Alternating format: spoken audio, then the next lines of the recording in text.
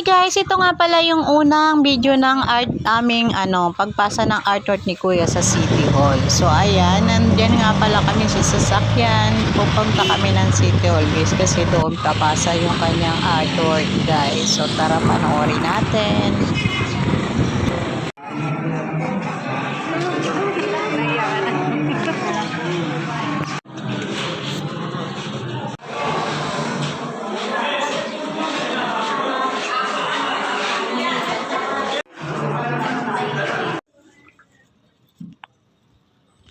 So, ayan, nandito na nga kami sa loob ng City Hall guys. Yan nga pala yung mga dating artwork ng mga sumali. So ayan, at pasayan na nga namin. So pauwi na kami guys at dumaan pala kami ng McDo guys kasi nagutom na nga kami. So kain time na lang muna tayo. So ayan guys, hanggang dito na lamang ang aming video. Si Kulit nga nangungulit na naman. So ayan, abangan nyo ang part 2 ng video na to kung mananalo nga ba si Kuya. So ayan guys, actually